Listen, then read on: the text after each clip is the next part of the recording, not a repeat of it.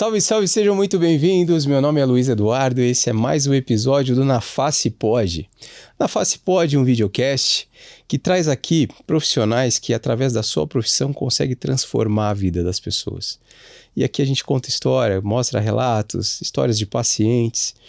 E aqui o objetivo é levar essa informação para um jovem que está procurando uma profissão, uma especialização, mas também um profissional experiente que vê aqui um conteúdo e queira se aprofundar um pouco mais, que aqui seja a forma de conectar esses profissionais aos nossos convidados. Mas o principal objetivo aqui é fazer com que essa informação e esse conteúdo chegue para quem realmente precisa. Uma pessoa que se identificar com alguma dor, algum desconforto, alguma deformidade, por que não? Veja aqui no profissional e nos nossos convidados uma forma de resolver o seu problema. Ou se você conhece alguém que compartilha essa informação, que você pode estar encorajando essa pessoa a resolver determinado problema. E que aqui a gente possa ser um ponto de conexão entre as pessoas que precisam e os profissionais que estiverem aqui. Isso já vem acontecendo, a gente já vem recebendo mensagens de pacientes que se identificam com alguma história aqui e a gente tem feito essa conexão e que a gente possa atingir mais pessoas que precisam conforme o tempo vai passando e ao longo desses episódios que vão indo para o ar. Para tudo isso acontecer, para o áudio chegar bem para vocês, o vídeo chegar nessa qualidade, a gente tem o apoio de algumas empresas pesadas. Uma delas a MaxFix, material de placa e parafuso, produzida pela Sartori, uma excelente opção de placa e parafuso para cirurgias ortognáticas, fechamento de crânio, excelentes perfis de placa, excelente pega de parafuso, um dos melhores materiais, se não o melhor material nacional da atualidade que a gente tem aqui no Brasil. Custo-benefício excelente, não tem problema de liberação nos convênios. Você distribuidor em todo o Brasil, uma excelente opção, um custo-benefício para tornar a sua operação mais viável. Um outro parceiro nosso aqui é a Neo Custom, sistema de prótese customizada da Neo Orto, reconstruções de mandíbula, maxila, eles têm prótese de quadril, joelho. Um abraço para o Geninho, para toda a equipe aí da Neo Orto que está junto conosco aqui nesse projeto, que abraçaram a causa e é uma excelente experiência para o cirurgião que vai planejar essa prótese, você vai ter todo o apoio possível. A Ortoface está há mais de 20 anos no mercado, 24 anos no mercado, completou agora a semana retrasada, com vários dispositivos cirúrgicos, um serviço exemplar para condução da sua cirurgia em centro cirúrgico. E um outro parceiro nosso aqui é o Não Complica, um portal de treinamentos, de cursos e treinamentos voltados para os profissionais da área da saúde. Cirurgião que tem uma secretária que quer melhorar a performance dela, melhorar a comunicação, tornar um atendimento de excelência, aqui vai ter esse conteúdo direcionado para esse tipo de mercado, para esse tipo de profissional. Não Complica, um portal de cursos e treinamentos, em breve estará no ar aí. Dito isso, Na Face Pod está no YouTube, no canal no YouTube, no Spotify e também na TV+, que é um canal aberto, TV aberta para todo o Rio Grande do Sul, todas as quintas-feiras a partir de meio-dia. Um abraço para o Lucas, um abraço para todo o pessoal aí de Porto Alegre, do Rio Grande do Sul também. O que eu posso falar hoje desse cara que está aqui, Gesiel? Te confesso que dá uma acelerada no coração aqui, porque esse cara é grande. Trouxemos um gigante aqui hoje. E eu tenho a honra de receber aqui um dos cirurgiões plásticos, que é formador de opinião, viaja o Brasil inteiro, não só propagando, formando profissionais, mas também levando a sua expertise, a sua experiência para ajudar muitas pessoas aqui no Brasil inteiro que precisam. Pega casos complicados, ajuda muita criança, transforma a vida de muitas mães, de muitas crianças e ele tem uma luz diferente. E aí vocês vão entender do que eu estou falando e eu tenho a honra de receber aqui, deu trabalho para trazer esse homem, Dr. Renato Freitas. Muito obrigado por aceitar o convite, por topar vir aqui no podcast. Seja bem-vindo. Obrigado pelas palavras. Fico feliz, né? Mas não sei se sou tudo isso, mas fico feliz. Obrigado. Que isso, bom. Já tinha participado de algum podcast ou não, doutor? Não. Primeira vez? Primeira vez. Tem muita história aqui que eu quero te perguntar e eu acompanho o teu trabalho há bastante tempo e primeiro eu queria saber da tua vida, da tua construção, da tua carreira. Você nasceu aqui em Curitiba ou não? Não, eu sou de uma cidade pequena, chama Siqueira Campos, norte do Paraná. Mas me mudei para cá com 13 anos, para fazer daí o 2º grau e acabei fazendo medicina aqui. Fiz na Universidade Federal do Paraná E depois aí eu fui a São Paulo. Daí eu fiz toda a minha formação na Universidade de São Paulo, na USP. Fiz cirurgia geral, cirurgia plástica, crânio-facial, mestrado, doutorado, depois livre docência. E depois fui morar nos Estados Unidos, fiz um pós-doutorado na Universidade de Yale. E daí voltei para Curitiba em 97, então estou aqui há 28 anos. E estamos aqui trabalhando, então, desde aquela época, 96, 97. Teu ensino médio foi em Siqueira Campos? Ensino médio foi aqui, em Curitiba. Aqui? Eu fiz primeiro ginasial, que na época era ginasial, em Siqueira. Daí eu vim para o segundo grau aqui. Tem amigos de Siqueira Campos ainda lá? Tenho, sim. Vai para lá de vez em quando? Fui faz um ano, mais ou menos, porque a minha família toda se mudou. Agora não tenho mais nenhum pai, nenhum irmão lá, né? Eu tenho só primos. São quantos irmãos? Nós somos uns 10. Dos 10 são 6 médicos. 10 irmãos. Os 10 foram seguir a medicina. 6 são médicos, uma dentista, e daí tem uma pedagoga e uma educação física. E como que foi assim para teus pais? Eles ajudaram? Porque são muitos filhos, às vezes eles têm dificuldade para ajudar 10. É interessante, porque na realidade nesse momento eu estou escrevendo o meu memorial, porque eu vou fazer a prova de professor titular da Universidade Federal do Paraná daqui 2 meses, exatamente, dia 9 de junho. E para você defender o doutorado, você tem que escrever um memorial, escrever a sua vida. E eu acabei de fazer isso. E aí eu escrevi sobre a minha família, né? Eu tinha que começar E os meus pais não tinham nenhuma relação com a medicina. Na realidade, meu pai era lavrador, a minha mãe era professora. E eles decidiram que iam estudar os seus filhos. E eu sou o último filho, na realidade, né? Então, meu irmão mais velho fez medicina, ele veio para Curitiba em 1969, fazer medicina, passou no vestibular e fez na Universidade Federal do Paraná.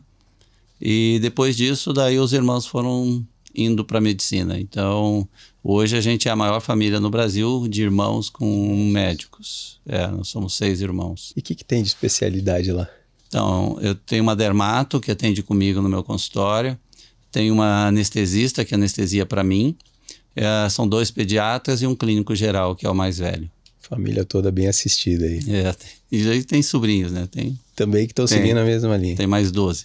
Aí sobrinhos e sobrinhos netos. Então a família tem bastante médico. E teu pai é lavrador, tua mãe professora, não sobrava dinheiro para ajudar todo mundo? Nada. Meu pai, isso? Na realidade, meu pai tinha um sítio na cidade e foi vendendo para pagar a escola. Quando eu mudei para Curitiba, eu tinha 13 anos, eu tinha 4 irmãos fazendo PUC ao mesmo tempo. Então, se a gente imaginar hoje, a PUC custa coisa de 14 mil reais, então ele pagava 4 faculdades de PUC. Então, ele trabalhava muito. Na realidade, a gente tem uma honra muito grande dos pais, porque eles fizeram tudo. Quando a gente terminou as faculdades, não sobrou mais nada. Vendeu tudo o que tinha para poder terminar as faculdades. São vivos? Não, já são falecidos, né? Minha mãe faleceu há 2 anos atrás, com 92 anos. Meu pai já faleceu há muito tempo. E ele viu o tamanho que você se tornou na medicina? Não, meu pai, na realidade, faleceu quando eu tinha 16 anos. Eu estava no cursinho quando ele faleceu, então ele acabou não vendo. Mas minha mãe faleceu há pouco tempo, então eu convivi muito tempo com ela depois de terminar a medicina, e fazer plástica e fazer tudo. Você tem uma filha que é Amazonas, né? Tenho. Então, tenho um filho que faz medicina também, está no 3º ano de medicina na Mackenzie, e uma filha de 16 anos que monta cavalo. E vai fazer medicina, vai fazer vestibular ano que vem, prova, mas ela monta cavalo e monta muito bem. Ela, semana passada aí, acabou ficando muito bem no Campeonato Brasileiro. Ela disputou com cavaleiros olímpicos e ficou em 3º lugar semana passada. Que legal. Amanhã começa o novo campeonato aqui em Curitiba, brasileiro também. E aí se acompanha de perto sempre? De perto é uma coisa difícil. Normalmente eu vejo na internet, eu não consigo estar presente, porque de manhã eu estou trabalhando, eu não tenho como estar lá. Então vai ser quinta, sexta e domingo, então quinta e sexta eu não vejo, mas domingo eu estarei lá na Hípica para assistir ela. E eles já sabem qual especialidade vai fazer? Não. Meu filho falou que vai ser cirurgião, a minha filha ainda nem entrou, então tá longe ainda para ter ideia.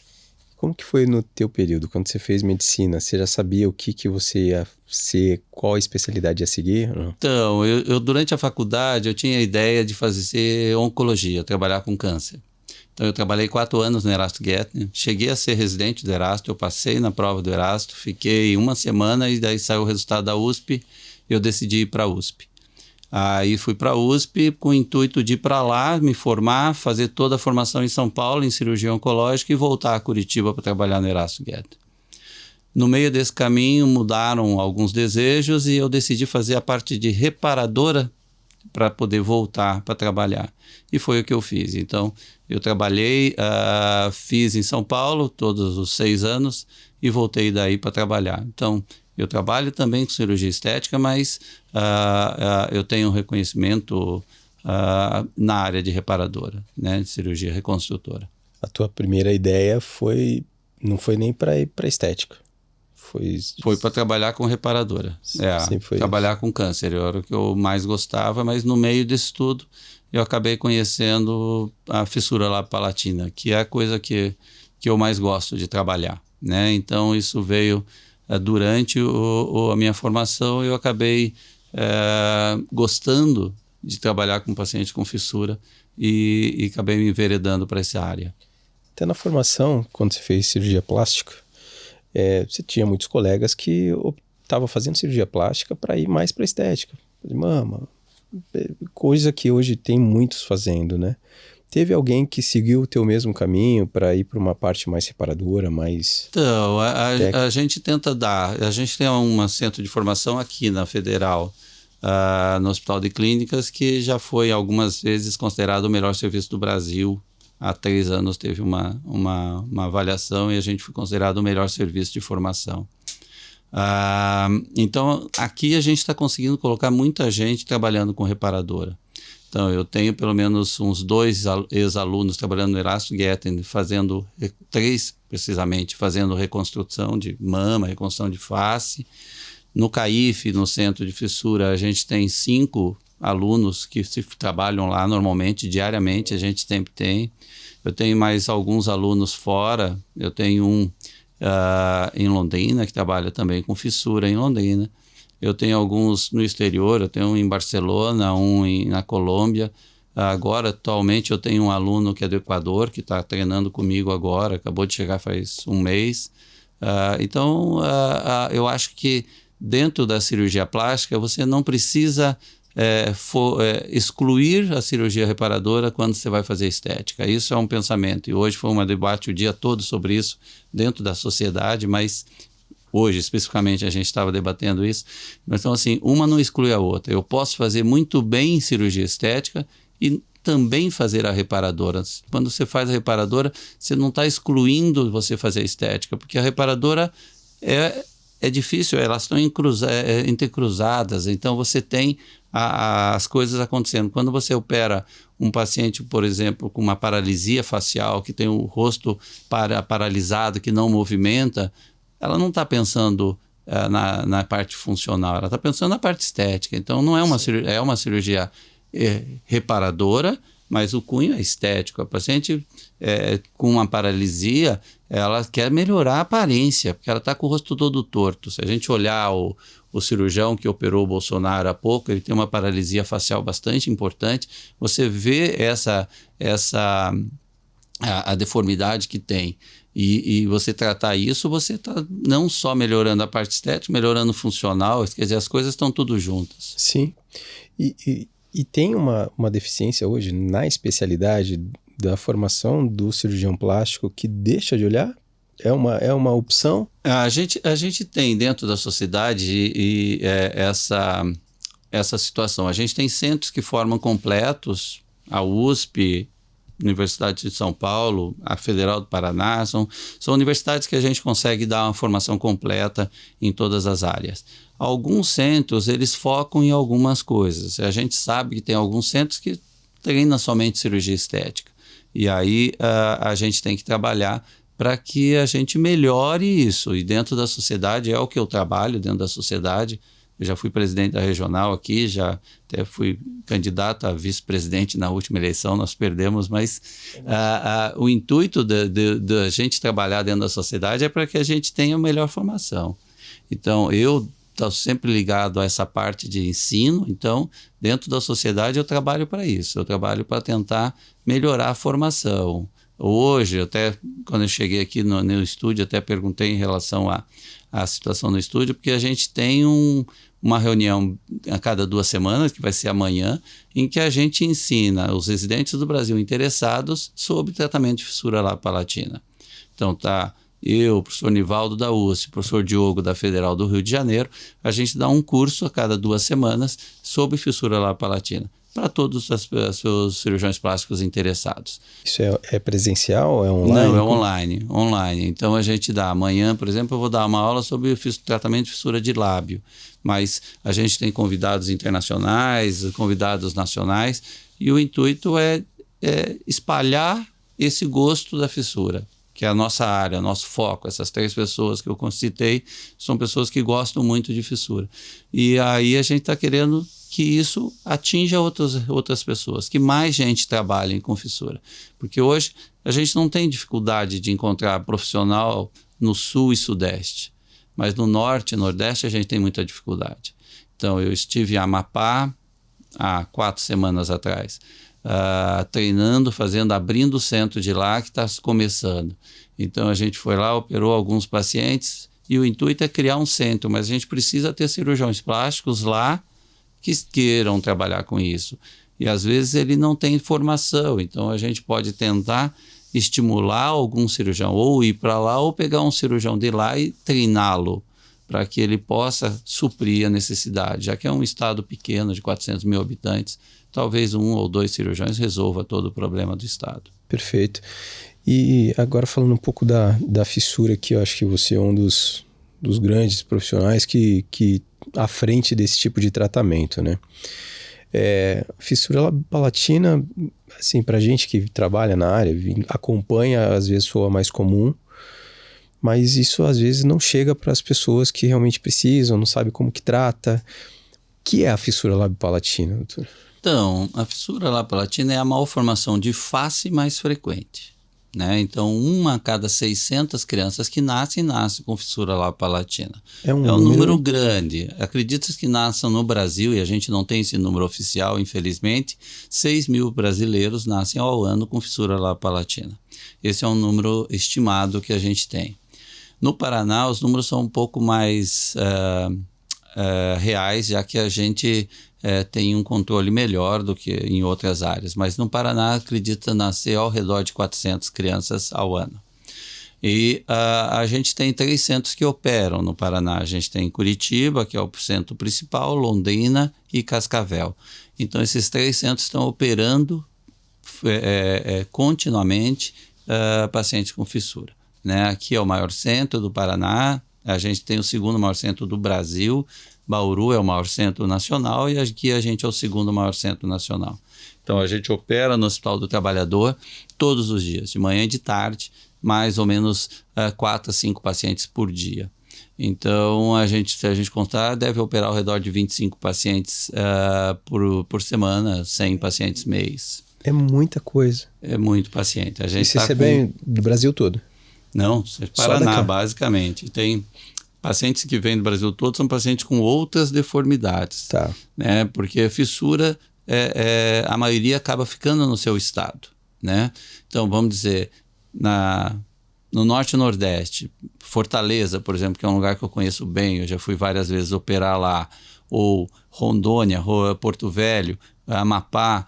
Então, esses lugares a gente tem deficiência, tem dificuldade. Então, são lugares onde a cirurgia não acontece com uma frequência que deveria, né? Então, nesses lugares, a gente às vezes faz o que a gente chama missões humanitárias. A gente junta cirurgiões através de algumas ONGs que nos auxiliam e a gente vai a esses lugares trabalhar. Então, a gente tem 2 ONGs que atuam bastante no Brasil, uma chama Operation Smile, outra Smile Train, que já foram a mesma coisa, hoje são separadas, mas que ajudam isso.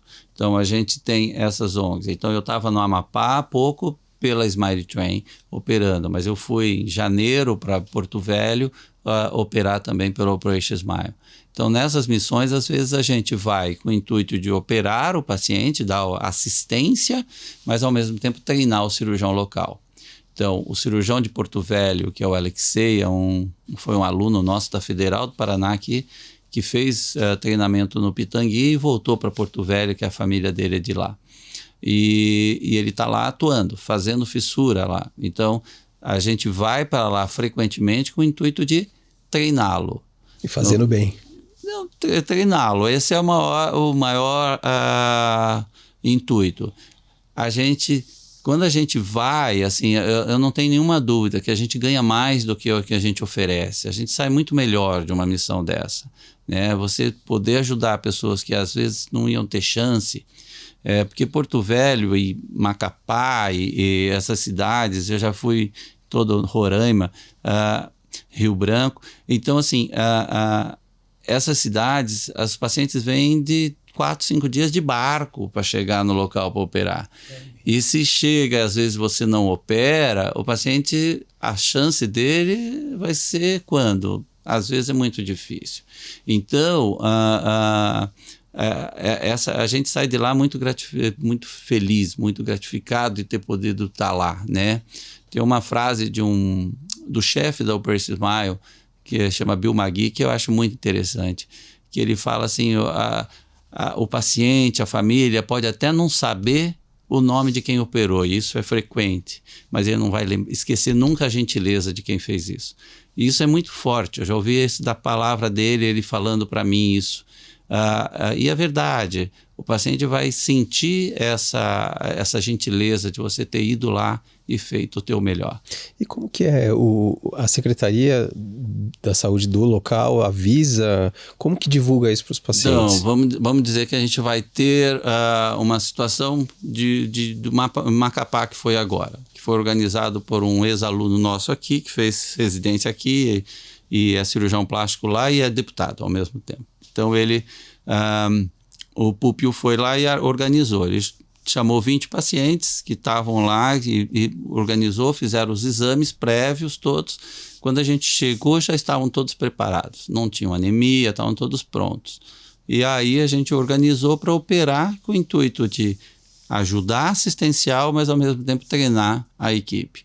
Porque o plano é a gente ir treinando. Então, daqui 2, 3 meses eu vou voltar lá e para poder operar mais alguns pacientes. E isso é uma coisa que a gente vai fazendo. Opera assistencial, mas também ao mesmo tempo treinamento. Não dá só para ir operar, a gente tem que treinar os cirurgiões para que um dia a gente não precise ir mais, né?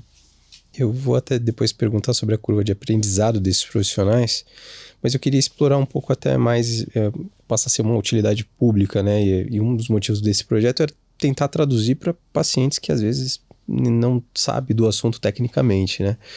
Sobre a fissura labiopalatina, que hoje você é um grande especialista nisso, né?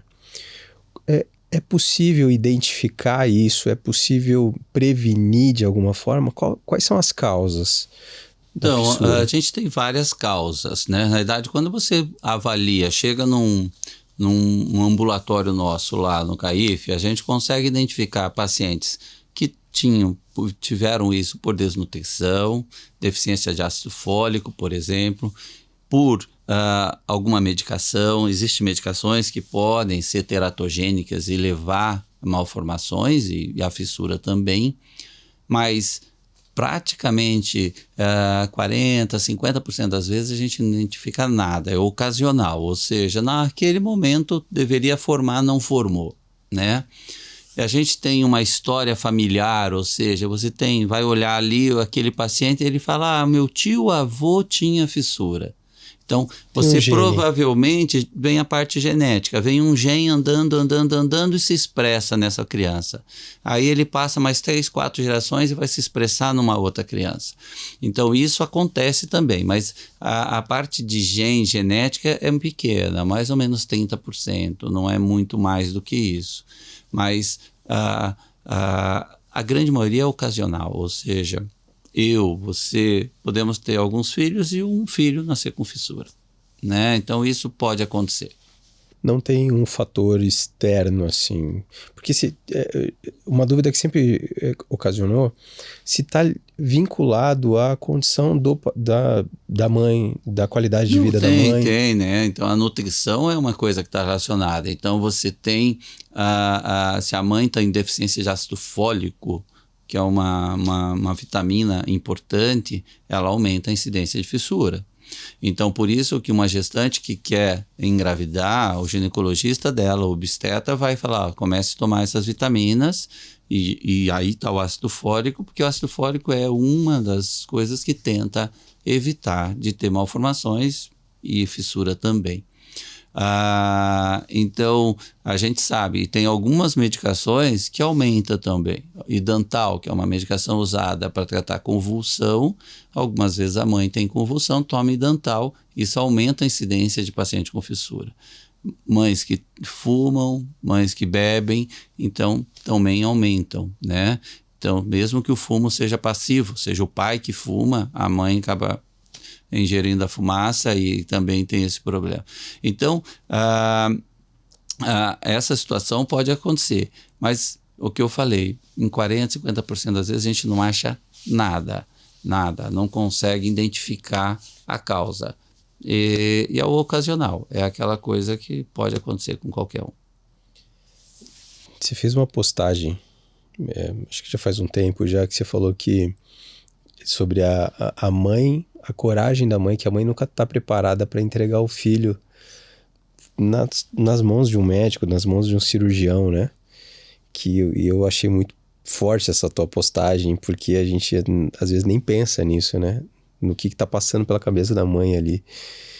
E como que você geriu isso tudo no começo? Na realidade, aquele momento é um momento muito forte, principalmente a hora que você vai receber essa criança. Na rotina, a gente acaba operando tanto, mas quando você olha para a mãe está te entregando um bebê de 4, 6 meses para você operar o filho dela, isso é uma dádiva, né? Na realidade, você poder ajudar aquela criança é muito bom, né? Então, e a expectativa dessa mãe, por mais que ela deseje a cirurgia, ela tem o medo da cirurgia. Sim. É uma criança frágil, né?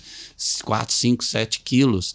Então, assim, a expectativa é grande, mas, ao mesmo tempo, o medo dos familiares também é grande, né? Então, é sempre uma relação que você tem que estar bem justo com a família por tudo isso para você tratar essas crianças. E esses casos de fissurado também, acho que grande parte dos fissurados é um tratamento longo, né? Longo. Você pega esses pacientes, eles chegam muito pequenos para vocês. E como que é esse tratamento? Como que é Então, não infrequente, a gente já recebe eles intraútero, ou seja, a criança faz um ultrassom para ver o sexo, está querendo ver lá e vem um laudo, paciente com fissura. Já dá para identificar. Então, já identifica intraútero. Isso a gente está vendo cada vez mais. E aí a gente tem que primeiro confortar essa família, porque eles, na realidade, eu estava agora, 2 semanas atrás, com um casal e que eles queriam achar o culpado, né? Eles estavam ansiosos e aí a gente falou, não tem culpa, ninguém tem culpa disso, né? Então fiquem tranquilos, porque não é uma coisa para vocês ficarem se culpando. E a segunda coisa é esclarecer que na realidade tem tratamento. Isso é uma coisa bastante importante. Você pega uma criança que tem uma fissura de lábio e palato, a gente sabe que se fazer a cirurgia na época correta, com uma cirurgia bem feita, do lábio, do palato, depois do enxerto ósseo e as cirurgias complementares que às vezes precisa, o que eu espero que uma criança que nasça com uma fissura é que quando ela chega na adolescência, apesar de ter que usar aparelho dos dentários, apesar de ter que fazer fono, apesar de todas as cirurgias, o que eu espero é que ela tenha no final uma cicatrizinha no lábio, só. É isso que eu espero. Que ela fale normal, que os dentes sejam perfeitos, que ela tenha uma aparência bonita, é tudo que a gente quer. Mas ela pode ter uma cicatriz. E se for homem, às vezes tem bigode, não parece nem a cicatriz. Então, a expectativa é essa. E para que a gente atinja isso, o tratamento é longo. O tratamento é longo, com múltiplos profissionais, não é só o cirurgião recebe as glórias, porque é a parte que mais muda, né? A criança entra com a fissura de lábio, sai operada com o lábio direitinho, o nariz posicionado, mas o trabalho da fono, o trabalho da odontologia, eles são tão importantes quanto o trabalho da cirurgia. Então, eles são importantes porque isso tudo está englobado. A psicóloga dando suporte para a família, para a criança. A gente vive numa comunidade, numa sociedade hoje que o bullying é uma coisa muito comum e as crianças, enquanto está esse tratamento, elas sofrem, tem que explicar. Então, a gente tem vários profissionais bastante importantes. E você precisa disso. Então, no CAIF é um centro que a gente tem todos esses profissionais. Eu tenho o geneticista, eu tenho o otorrino, eu tenho o plástico, mas eu tenho o dentista, eu tenho o bucomaxilo, eu tenho a fono. Então, eu preciso de todos eles para eu ter um bom resultado, né? Não dá para só operar e largar. Isso é muito ruim, porque os dentes vão ficar ruins, a fala não vai ser boa. Então, eu preciso de todos para eu ter uma restauração completa. A gente está falando de quanto tempo de tratamento? Porque o paciente chegou logo que praticamente nasceu. Então, se ele precisar fazer uma ortognática, a gente vai terminar esse tratamento ao redor dos 18 anos. 18 anos. Agora, se por acaso uma fissura só de lábio que não pega o palato, a gente faz a cirurgia do lábio, ele provavelmente não vai ter alteração do crescimento facial, vai ter uma relação oclusal boa, vai pôr aparelho nos dentes, como muita gente coloca hoje em dia. E quando chegar lá aos 15, 16 anos, a gente faz uma plástica de nariz para finalizar, chegar no que ele deseja. E alguma revisão de cicatriz que precise. Mas o tratamento desde o primeiro momento do diagnóstico até o fim da adolescência.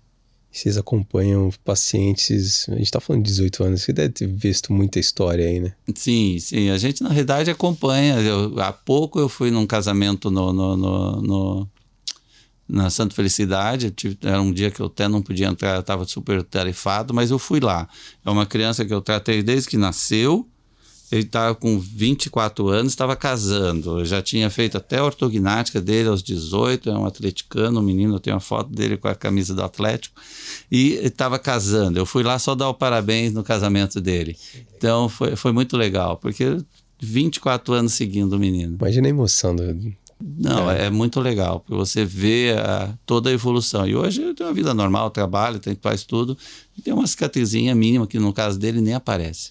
E tem casos, tem a maioria desses casos tem sucesso, o paciente está super bem, mas tem os casos que complicados, assim, que a família não procurou ajuda ou procurou tarde. Isso reflete no tratamento? Reflete. Então, assim, a gente tem, falando de Brasil, principalmente na região norte e nordeste, a gente não infrequente vai para esses lugares e encontra pacientes com 30 anos não operado. Ou seja, está lá com o lábio aberto, palato aberto. Por desinformação, por medo dos pais, às 30 vezes... anos.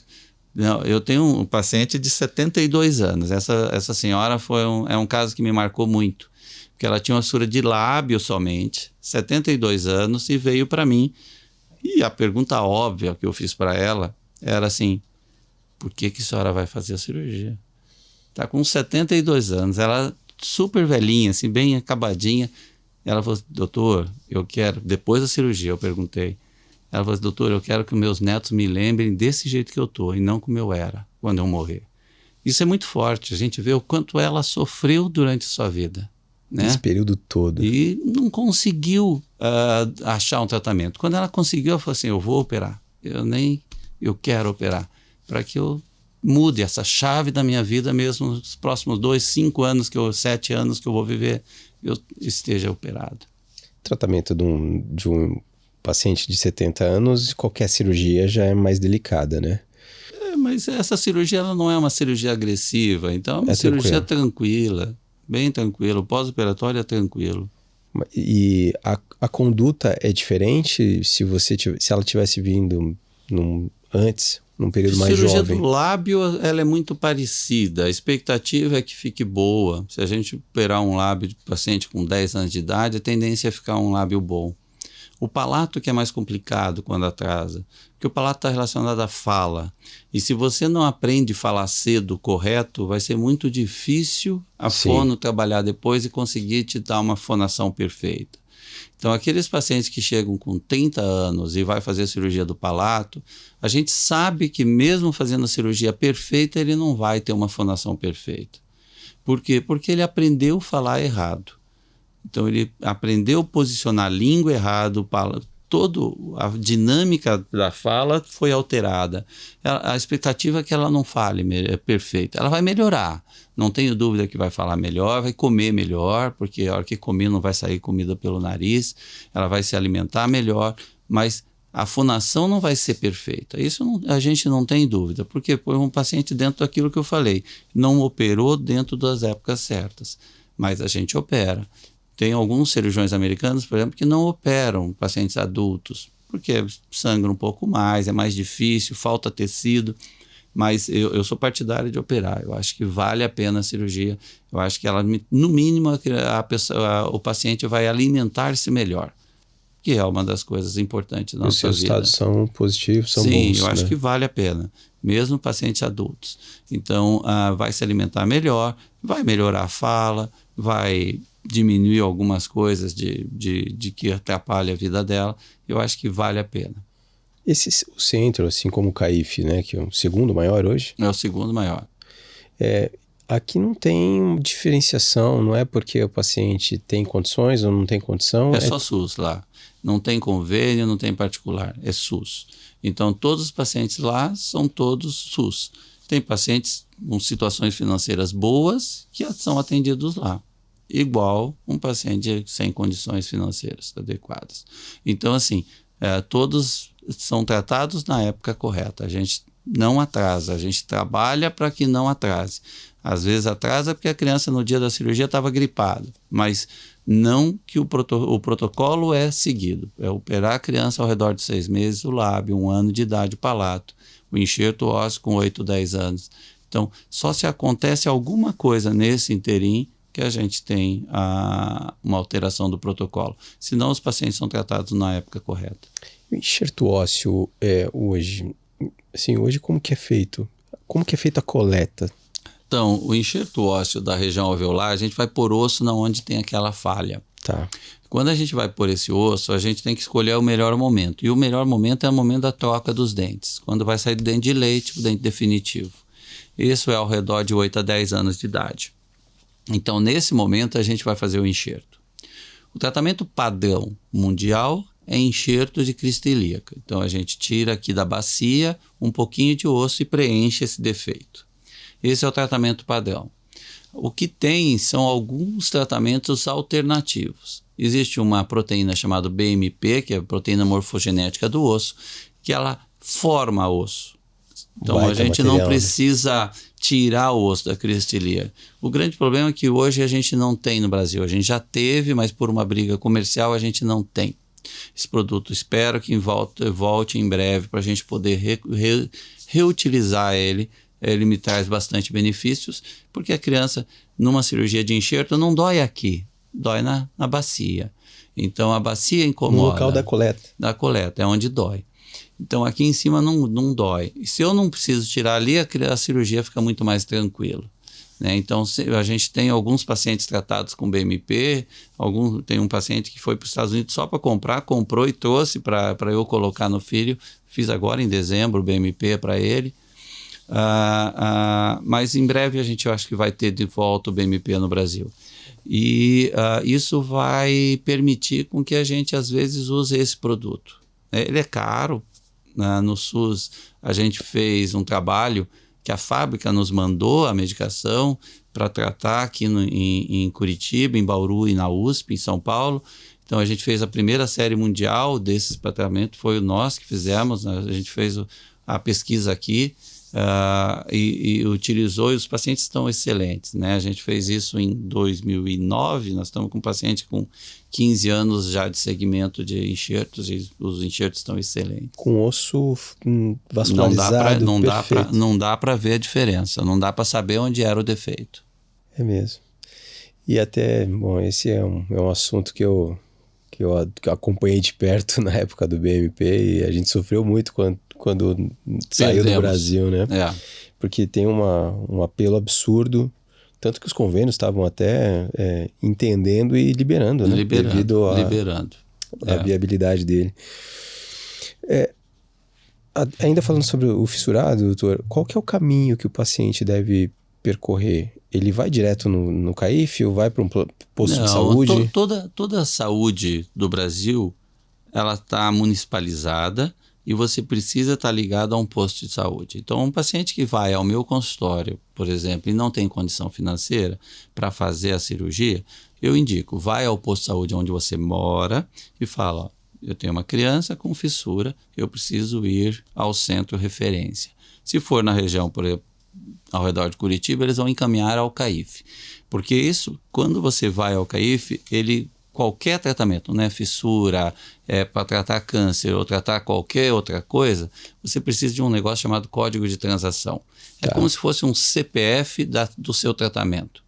Então, eu tenho que tratar a fissura, você gera esse código e esse código vai ser liberado para fazer o tratamento. Aí, com esse código, eu posso fazer o tratamento. Então, o paciente deve ir ao posto e pedir o encaminhamento. A hora que ele é encaminhado, ele gera esse código, e esse código é que permite fazer a cirurgia, né? Então, se ele quiser tratar a acne, ele vai ter que gerar um outro código. O código não é do paciente, não é um CPF. É o CPF daquele tratamento. Então, é um código para aquela cirurgia. Então, ele gera aquele código e a partir dali ele vai receber todo o tratamento.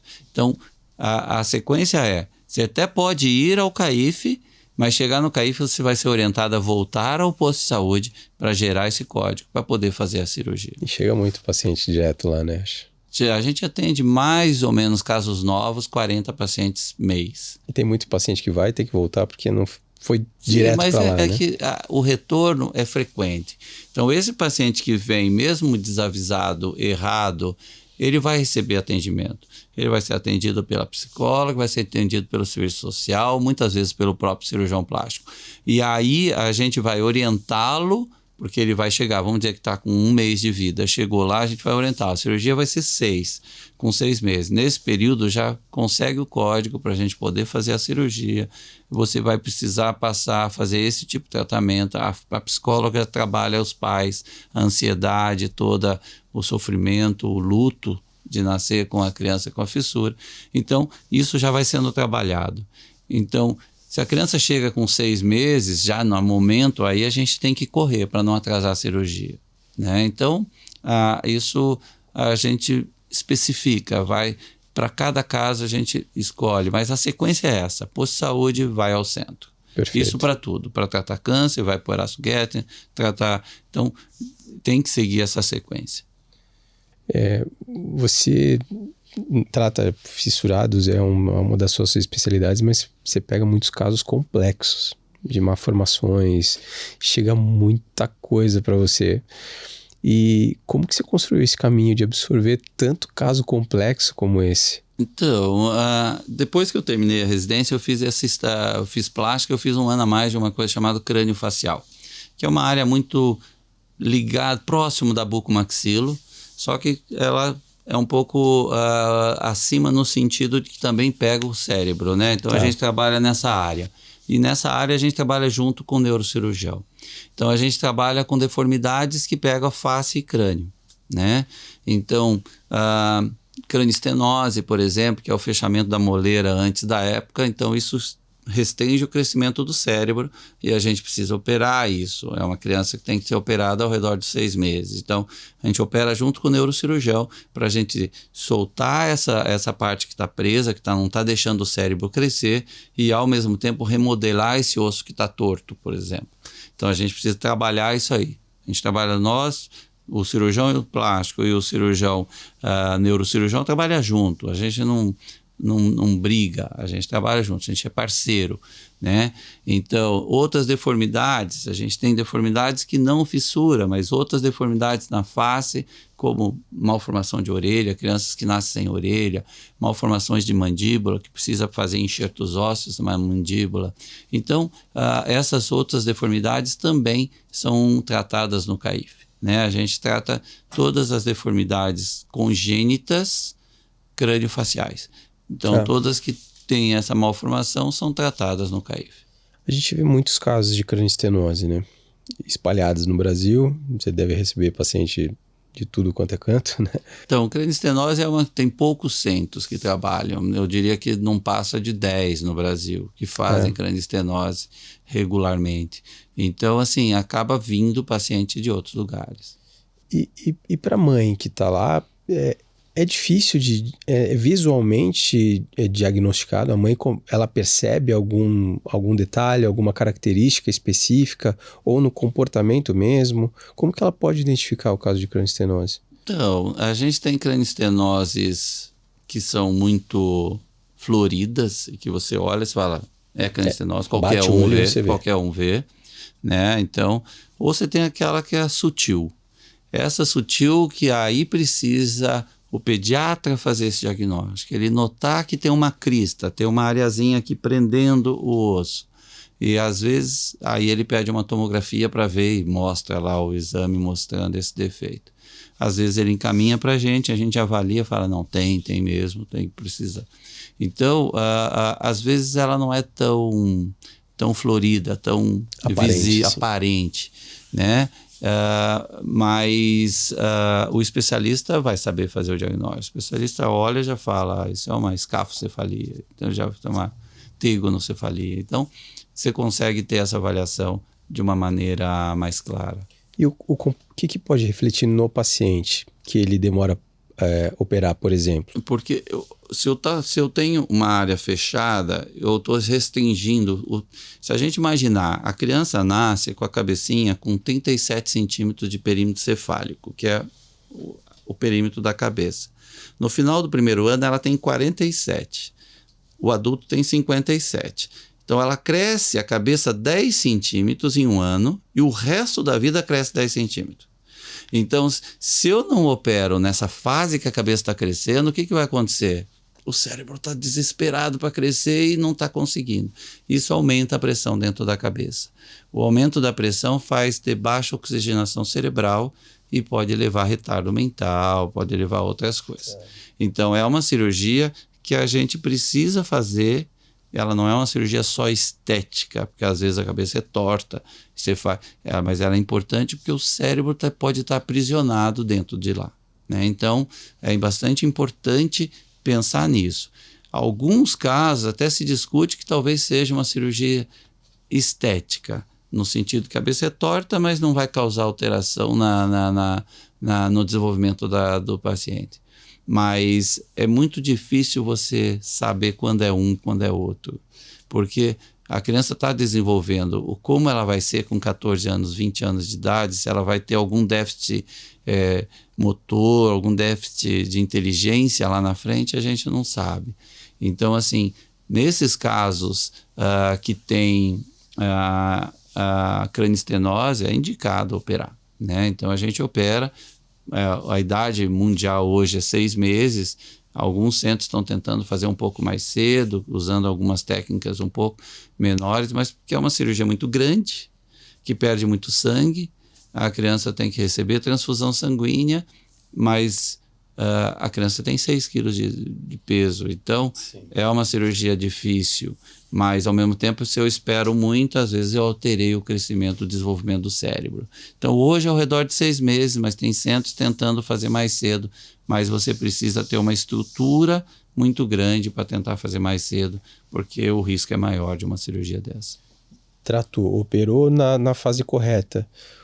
A evolução desse paciente é tranquila? Ele vive normal? É tranquilo. Então, você fez uma cirurgia na idade correta, a tendência é de que essa criança tenha um desenvolvimento mental, psicomotor normal, né? Então, a gente quer que ela desenvolva normal e que fique reparada também da parte estética. E depois da calota já adulta, não tem mais o que fazer? Na verdade, quando a gente recebe paciente, eu tenho uma senhora que veio para mim com 30 e poucos anos, até da minha cidade, veio para cá, porque o filho nasceu também com a crânioestenose. Ela é uma forma sindrômica, ou seja, 50% dos filhos dela vão ter a mesma síndrome, em que ela tem a crânioestenose grave na cabeça e todas as mãos, os dedos das mãos e dos pés colados. Então ela nasceu com todos os dedos unidos, chama síndrome de Apert. Então ela nasceu e não fez tratamento. Ela teve um filho e o filho nasceu e aí ela trouxe para tratar. Então daí eu operei o filho. Nasceu com a mesma síndrome? Com a mesma síndrome. Aí eu operei o filho e depois disso eu falei para ela, vamos operar. Só que não dava para... A cabeça não tinha mais vantagem, mas o rosto dela não cresceu. E aí a gente fez uma ortognática e puxou o rosto dela para frente, um Lefort 3 e avançou. Com o quê? Para melhorar a respiração, porque ela respirava muito mal, ela tinha apneia. Então, quando a gente trouxe para frente, ela parou de roncar, melhorou a qualidade de vida, até ficou mais bonita. Mas isso foi só uma coisa secundária. Quando a gente teve uma melhora do sono dela não dormir roncando, fazendo uma falta de ar, já melhorou muito a qualidade de vida dela. E tem um risco, né? A apneia de sono não é só... Não, a apneia de sono é né? muito grave, né? Na verdade, apneias altas, e ela tinha 60 apneias, assim, era um número absurdo. Praticamente, a cada minuto ela ficava 1 minuto sem respirar, quer dizer, não é uma coisa tão simples. Então, e a gente operou e ela está agora não precisando fazer mais nada. Então, a apneia de sono é uma coisa bastante importante. Otorrinos tratam, bucomaxilo, cirurgião plástico, todos com técnicas diferentes, mas com o intuito de tirar essa falta de ar para que essa criança ou adulto respire melhor e não tenha falta de ar. A gente trata muito desse assunto aqui da apneia do sono e cada vez mais falado, né? E tem muito paciente que não sabe o que tem ainda, né? Na realidade, a apneia, tem muita gente que ronca, isso é uma coisa. Mas a apneia a gente tem que fazer um exame, uma polissonografia, que aí a gente avalia. Fazendo esse exame, eu vou ver qual o período que a gente passa sem respirar durante o sono e, ao mesmo tempo, qual a saturação que chegou o teu exame lá durante o sono. E às vezes a gente pega, como eu peguei as pacientes com 60 apneias, então todo minuto ela fazia apneia, então em um minuto ela estava tendo apneia. Não dorme, né? Não dorme, exato, você não consegue, o sono não aprofunda. No dia seguinte está cansada. Tá morta de cansaço, porque não dorme direito. Eles acabam até se adaptando, porque ela já tinha 30 e poucos anos, mas o que ela refere depois é que a qualidade de vida do sono dela melhorou, e da família também, porque ela ronca um monte, né? É um barulho enorme. Sim. Todo mundo comentou, ronco nada agora, parei de roncar. Todo mundo te agradecendo da família. Exato. Deixa eu até ir para um outro assunto mais sensível, e fique à vontade para... Eu sei que você fica sempre à vontade para responder, mesmo os assuntos mais polêmicos, mas a gente tem visto muitos casos, eu não vou nem te falar de profissionais e nem da especialidade, mas repercutindo na mídia sobre o uso de alguns materiais, alguns produtos na face do paciente que tem complicado principalmente o uso do PMMA. E eu queria até destrinchar um pouco mais esse assunto sobre os riscos disso. O que você tem visto? Tem chegado muito paciente com esse tipo de complicação? Como que tá isso? Eu vejo bastante, por fazer cirurgia reparadora, eu vejo bastante pacientes com sequelas de PMMA. PMMA foi uma medicação, só para quem não sabe, esse polimetilmetacrilato basicamente é um plástico, né? É um acrílico que a gente colocou-se no passado para se tentar rejuvenescer. Né? Ele é usado para outras coisas, cirurgia ortopédica é usado, né? Você usa o mesmo material para você fazer cirurgia ortopédica. Que é o cimento. Que é o cimento cirúrgico, nada mais é do que o PMMA. Agora, ele foi produzido de uma forma que se podia injetar para tratar, aumentar lábio, deixar o nariz arrebitado, fazer algumas coisas. Só que o que se viu isso é que causa uma sequela bastante importante. Então, eu tenho pacientes, uma paciente me procurou com um buraco na face, assim, um buraco literalmente do tamanho de uma bola de ping-pong, o organismo jogando fora, porque ele inflama, em algum momento da vida ele inflama. E a hora que inflama, ele está misturado a gordura, nervo, osso, músculo, então ele está tudo ali infiltrado. E quando você vai fazer a cirurgia, muitas vezes a gente não consegue tirar. Às vezes tira um pouquinho, depende da localização, mas a sequela é bastante importante. Ele está todo fibrosado ali Ele no causa meio? uma fibrose e ele fica entremeado aos tecidos. Isso que dificulta muito para você retirar o PMMA. E a gente sabe que você colocou um dia vai dar problema. Ele está lá, a hora que vê, inflama e tem problema. Então, eu vejo bastante. Às vezes, a gente pode fazer alguma coisa, permite tirar no nariz, é frequente a gente poder ter tirado o nariz, mas na bochecha, no lábio, às vezes a gente não consegue. Então, depende. Então, assim, ele é um produto que o grupo chamado Vítimas do PMMA, da Bioplastia, eles estão... tem um grupo disso? Tem, na verdade tem grupo de tudo no Instagram, né? Mas tem o grupo dos pacientes que são vítimas, que tiveram esse problema e esse grupo está brigando a nível de governo para proibir de vez o PMMA. Eu sou totalmente a favor. A gente já viu, operei ano passado uma paciente que colocou 200 ml de PMMA na nádega para fazer o aumento do bumbum há alguns anos atrás, e agora ela estava em insuficiência renal. Ela teve que fazer diálise porque o PMMA estava dando problema de rim. E aí eu tive que tirar 2 áreas enormes da nádega dela porque estava dando problema. E o nefro pediu não tira, porque senão ela vai fazer falência renal e vai ter que ir para transplante de rim. Então a gente acabou tirando ano passado, mesmo deixando uma sequela enorme, porque ela ficou com um corte na nádega de 10, 15 centímetros de cada lado, para a gente poder tirar, e umas áreas deprimidas, umas áreas fundas, porque foi injetado no meio do músculo. É questão também de sobrevivência ali, né? Sim, tinha que tirar. Não tem jeito. Quando inflama, acaba tendo que tirar, né? Eu vejo assim, alguns casos, tem uns casos que a gente vê, acaba vendo no Instagram, de meninas super bonitas que foram fazer o lábio e necrosou. Sim, isso não é raro, a gente vê isso frequente porque o produto ele pode inadvertidamente ser injetado dentro do vaso e ele oblitera o vaso e faz falência na região e necrose. Então, isso pode acontecer e não é raro. Se você colocar lá PMMA necrose, vai ter milhares de pacientes na internet. Então, infelizmente, o produto ainda está sendo comercializado, mas tem um lobby bastante grande para que ele seja proibido no Brasil. E quanto mais vai divulgando, mostrando esses casos, talvez o paciente já vai também se atentando a isso, né? Mas é difícil. Essa ele é mais coisa barato? Ele é muito mais barato, essa é a razão.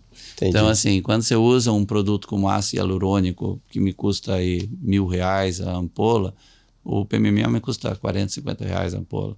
Então, ele permite colocar muito mais produto, mas ele é muito ruim. Então, assim, não deve ser usado. Não usem porque causa problema. Os pacientes que usaram, você falou que se não deu ainda, provavelmente em algum momento vai ter problema. Ele tem chance de ter. Então, a gente fica 10, 15 anos sem ter nada e a hora que vê... Parece. O paciente que fez e tá tudo bem. Eu falaria, espere. O que ele pode fazer? Não, espera. Então, se ele está tudo bem, torce para não acontecer nada, né? Porque a retirada, na grande maioria das vezes, me causa alguma sequela, entendeu? Então, assim, sequela de cicatriz, sequela de deformidade, até paralisia. Então, assim, se o paciente está bem, torce para não acontecer nada. Agora, se ele teve uma inflamação, alguma coisa, ele precisa procurar um profissional para tratar. Porque a tendência é cada vez inflamar mais. A gente deu uma inflamação, vai lá, dá corticoide, bloqueia. Mas na próxima queda imunológica, gripe, pum, de novo. Entendeu? Então, isso a gente vê bastante. E aí começa a inflamar, começa a ter, a hora que vê, não funciona mais. Eu atendi uma senhorinha, deve ter 80 e poucos anos, 83, 84, que colocou há 20 anos atrás para rejuvenescer. E agora ela está com a face toda dura, cheia. Então, toda a região. Você olha o ultrassom dela lá específico para ver isso, o rosto todo dela está cheio e está tudo inflamado. Eu já operei, tirei 2 áreas pequenas, infiltrei alguns para murchar, porque ela tem 80 e poucos anos. Então, o intuito é a gente só melhorar a qualidade de vida dela. Não vou fazer uma cirurgia grande, enorme para ela, porque o benefício eu acho que vai ser menor do que se eu fizer alguma coisa pontual e esperar e desinflamar essa área. Mas algumas vezes você tem paciente, como você comentou, jovem, com 15 anos. Quer dizer, essa paciente vai ser uma paciente que talvez sofra muito com o tempo, porque vai ter inflamações o resto da vida. Até só para esgotar esse assunto, você falou do ácido hialurônico, né? O ácido hialurônico, sei lá, 8 meses, 12 meses, se bem otimista, ele vai absorver. Acho que até antes um pouquinho. E o PMMA não, ele vai ficar. Ele vai ficar. O PMMA ele fica. Isso ele não é um benefício, né? Não é um benefício. Não é um benefício. Quando ele foi vendido inicialmente, esse era o benefício, que ele não seria definitivo. Primeiro, ele não é definitivo no resultado, né?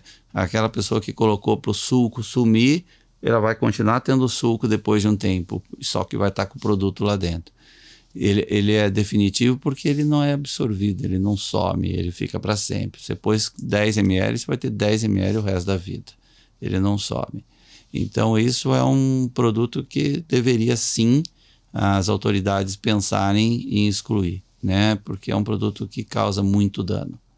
Ainda sobre ele, só para a gente esgotar esse assunto, hoje está se usando muito mais o PMMA rígido, que ele coloca numa forma, ele endurece, ele usa como um cimento, como você bem comentou, e é usado para ganho de volume, mento, ângulo de mandíbula. A gente tem visto cada vez mais. Ele é um produto diferente, esse produto. Esse é um produto mais ortopédico. Tá. Né? Então, o PMMA ele tem sua função na medicina. Ortopedia não vive sem PMMA. Sim. Né? Prótese, quadril, eles não infrequente precisam usar PMMA. Né? O que tem é paciente, por exemplo, trauma craniano, perde uma parte da calota craniana, se faz prótese de crânio com PMMA. Tá. Existe isso. Né? Eu coloquei há 3 semanas atrás uma prótese PMMA no Hospital de Clínicas num paciente que teve um trauma e perdeu a calota craniana. Então, era muito grande, a gente prototipou, fez um produto e colocou. Né? Tá. A gente sabe que pode dar inflamação? Pode, mas as opções não são grandes. Então, mas ele é um produto que pode ser usado e tem um índice de sucesso grande, como você me falou, para dar volume. Tem coisas melhores, Sim. Né? Só que às vezes são muito mais caras. Polietileno poroso, por exemplo. Sim, exato.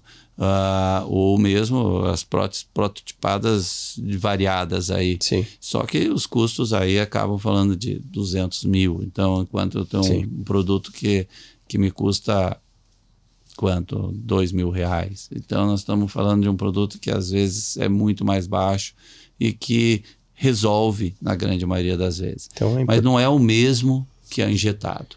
O injetado, ele é diferente. Ele é um produto usado para áreas específicas. O ortopedista ama e não tenho dúvida que a gente da craniofacial usa também para reconstrução de calota craniana. É uma opção, desde que não tenha área que possa contaminar. É importante deixar clara essa diferença, né? De às vezes fala o PMMA para fazer esse ganho de volume ou de fechamento ou no uso da ortopedia, que tá tudo bem, não é o mesmo do injetável, né? Não, ele é o mesmo produto na essência, mas não é o mesmo modo de agir. Perfeito. De aplicar. Você viu que a gente piscou aqui, você falou que não ia levar tanto tempo, aí ó, o horário já foi 1 hora de conversa aqui que voou. Ô, louco. E tinha uma coisa aqui pra gente conversar.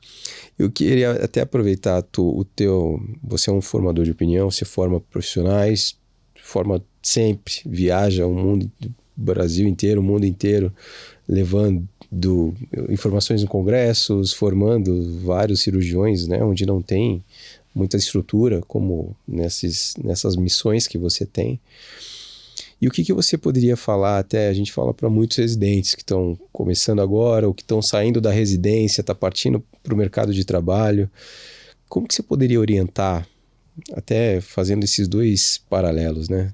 Desses usos de materiais que possam complicar, que orientação que você daria para esse profissional? Então, eu acho que assim, eu estava comentando que hoje a gente estava discutindo sobre isso dentro da própria sociedade, mas eu acho que assim, tudo que possa daqui a um tempo você se arrepender de ter feito, não faça, né? Então, a gente tem produtos que a gente pode utilizar que tem dúvidas, eu acho que não faz, né? Porque você pode daqui a um tempo se incomodar. Então, produtos, PMMA é o exemplo clássico, que 10, 15, 20 anos atrás veio e naquele momento se parecia ser bom, espera um pouco, vamos ver se vai ser bom mesmo, né? Porque assim, quando você arrisca o teu nome para um produto que está sendo lançado, ou uma técnica cirúrgica que seja, você está pondo o nome do Renato nisso daí, né? Então, o Renato arriscou, deu certo, ótimo, mas e se não deu? É o Renato também que fez. Então, eu acho que assim, a gente não vale a pena, dentro de uma carreira sólida, você pensar em arriscar seu nome, né? Não tem dinheiro que pague você dormir bem à noite e falar, não, dormi bem, tranquilo, não fiz. Porque você, quando trabalha de uma maneira que você quer séria, vamos assim dizer, você não quer ter esse inconveniente depois de ter um PMMA ou ter um produto. Então, hoje, por exemplo, usar um PMMA em alguém, injetar no bumbum, injetar na face, deveria ser considerado um crime, porque a gente sabe que é problemático. 20 anos atrás, quando ele foi lançado. Opa, segura, vamos ver. Eu não vou pôr o Renato, arriscar por lá. Agora, 20 anos depois, não. Agora, a gente sabe que é ruim, não dá para pôr, de modo algum. E tem as comprovações científicas aí que pode auxiliar na decisão, né? Tem um monte desse produto especificamente, mas a gente tem um monte de produtos. Silicone líquido já foi a mesma coisa, que foi anterior a isso, 10, 15 anos. E até hoje eu recebo pacientes injetados com silicone líquido no hospital de clínicas. A gente recebe lá paciente que injetou no bumbum e o líquido, diferente do PMMA, que causa fibrose, o líquido ele vai andando. Injeta no bumbum, na hora que vê tem na perna, no joelho, o mesmo silicone, porque ele vai infiltrando. Então, e aí não tem o que tirar. É uma história engraçada. Uma paciente me procurou quando eu estava no Exército, em 96, 97, me procurou com a perna inflamada, com um silicone líquido. Eu falei, olha, não tem. Ela era o Tenente Freitas, não tem o que fazer, não tem como tirar a tua perna toda. Então, aí ela foi procurar, falar para ela ir para o hospital de clínicas. Ela chegou no hospital de clínicas, foi atendida por mim, que era eu que fazia isso. Chegou para lá, você, nossa, mas é o senhor? Eu falei, não tem. Daí ela decidiu ir num cirurgião particular. Ela foi tentar escapar. Ela foi no meu consultório. Ela chegou, que abriu a porta, ela falou, não, você de novo não. Era a terceira vez. Ela foi em 3 lugares, os 3 era eu. Então, assim, eu falei, não é porque aqui no consultório, no HC ou lá no Exército, independente disso, não tem o que fazer para você. Ela foi tentando escapar do Tenente Freitas. Ela estava tentando tratar e não tinha o que fazer. O silicone estava infiltrado na sua perna toda. E o que faz num caso desse? Corticoide. A única coisa que a gente pode fazer. Faz corticoide, desinflama e espera passar algum tempo sem inflamar. Porque não tem, ela estava infiltrada toda a perna. Eu teria que tirar fazer uso de corticoide cronicamente. Infelizmente, E isso é injetado uma época por leigos. Não era que um médico injetou, não. Ela tinha sido injetada por aumentar o bumbum numa... E a qualidade do silicone... Não, a gente viu isso, o Dr. Bumbum, agora, esse tempo. Ele sim. injetava o silicone no bumbum, no Rio de Janeiro, num hotel. Né? A gente viu essa situação. Então, o desfecho disso, o cara, nem lembro se o cara tá preso. Ele ficou preso um tempo, eu acho. Depois foi cassado o título de médico dele. E aí depois eu acho que ele fez odontologia, fez outra faculdade, alguma coisa. Mas que a gente não possa dá para informar, acreditar que alguém vai num hotel para fazer um tratamento médico. e que vai sair tudo bem. Exato. Não é o lugar de se tratar, né? Não é um lugar que você vai fazer um tratamento num hotel. Então, quando a pessoa é conivente, não tenho dúvida. Tem uma responsabilidade também. Tem. Ela foi sabendo, porque não é um local certo de se fazer um tratamento. Doutor, até para te liberar, porque eu sei que você já pedalou 40 km, já operou. Hoje não tem jogo do teu time, né? Corinthians Não, amanhã. Amanhã? Amanhã. Eu não vou entrar nesse assunto, porque o meu tá melhor do que o teu. Inclusive, eu sou palmeirense, ganhamos do teu time recentemente. Mas o que é como esses profissionais, a gente falou muito dos fissurados aqui, da dificuldade de formar especialistas nesse nível. Você é um formador de profissionais nessa especialidade, mas quem está vindo de fora hoje, que vê que tem uma demanda na sua região, que ele pode ser uma oportunidade dele levar uma solução para a população da região dele, como que ele pode te procurar? Você pode treiná-lo? Como que funcionaria isso? Então, a gente tem duas situações que eu dou treinamento. Três. Na realidade, assim, eu atendo alunos de medicina na Universidade Federal do Paraná, então os alunos passam comigo e o intuito é mostrar que cirurgia plástica é mais do que fazer prótese de mama e lipoaspiração, né? Esse é o intuito dentro de um curso de medicina. É que a gente trata câncer, que a gente trata malformações, a gente atende traumas, a gente atende fraturas de perna, são coisas que isso o cirurgião plástico faz.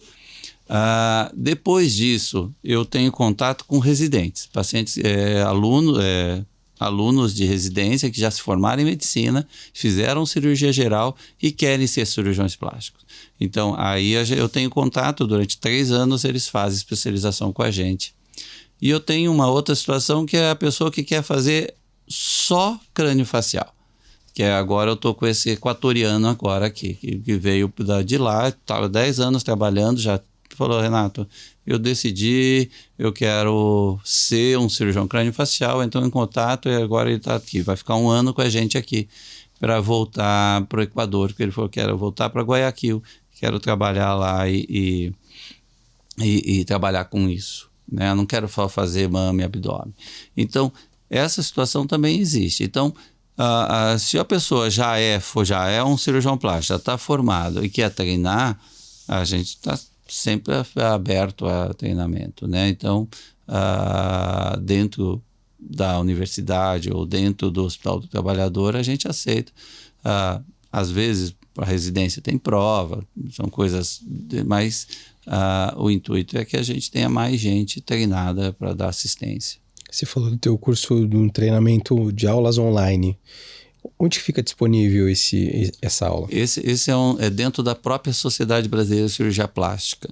A gente criou um treinamento para os cirurgiões plásticos formados e para residentes que queiram aprender. Então, assim, não é um curso obrigatório para eles, mas mesmo assim a gente está com 120 cirurgiões treinando, que é um número bastante interessante, né? Bastante interessante. Para quem é membro é aberto?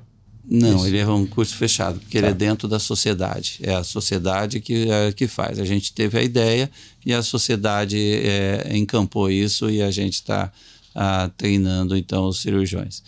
Então, e dentro disso aí, o intuito é que a gente consiga umas células perdidas que queiram trabalhar, né? Então, que faça plástica, que faça formação, opere prótese de mama, opere lipoaspiração. Isso não estou desmerecendo quem só faz isso, mas você pode fazer alguma coisa a mais. Esse alguma coisa é trabalhar com reconstrução de mama para câncer, trabalhar com reconstrução de perna em paciente acidentado pela ortopedia, junto com a ortopedia, e até deformidades crâniofaciais, né? Então, são coisas que a gente pode fazer a mais. E o benefício, que é o que a gente estava começando a conversar no início, assim, o benefício para a gente, para quem está fazendo, é muito grande. Você fica muito feliz de poder tratar essas crianças, essa família toda que a gente muda, né? Então, é bem gratificante isso. Retorno é até maior do que financeiro nesse caso. Com certeza. Financeiro não é a razão Vai é ser o uma prazer consequência, mesmo. né? Doutor Renato, muito obrigado. Muito obrigado a você, foi muito bom. Uma aula aqui, eu espero tê-lo novamente aqui. Tem muitos casos teus que a gente de repente pode trazer para mostrar, muitos casos aqui também que a gente sempre compartilha aqui. E eu sem palavras para te agradecer. Eu sei da tua agenda como que é. Muito obrigado pelo seu tempo. Muito obrigado. Foi um prazer estar aqui. Muito obrigado. Então, para você que ficou até agora, muito obrigado. Agradeço mais uma vez a MaxFix. Um abraço para o Vinícius, para o Márcio, Júlio, todo o pessoal da MaxFix, da Precision, Neo Orto, com a Neo Custom, Ortoface e o Não Complica. Muito obrigado por esse apoio. E eu agradeço toda a equipe que deu esse suporte até agora. Gisiel, depois a gente vai colocar o link da sociedade para divulgar esse curso, para que mais pessoas possam ter acesso em algum momento, respeitando os critérios de acesso. E se você se identificou com algum tema que o Dr. Renato trouxe aqui, se você conhece alguém que tem uma fissura labiopalatina ou alguma complicação, crânioestenose, encaminhe um corte que você vai receber, encaminhe o link do conteúdo completo que vai estar no YouTube, no Spotify ou na TV+, lá para o Rio Grande do Sul, toda quinta-feira, meio-dia, que assim você pode estar encorajando alguém que precisa e tem solução, como o Dr. Renato trouxe vários casos aqui de histórias que são emocionantes e que pacientes que estão super bem e que começou complicado e está super bem agora e tem solução, como o Dr. Renato trouxe aqui. Quem ficou até agora, muito obrigado. Fiquem bem, fiquem em paz e até o próximo episódio. Até mais.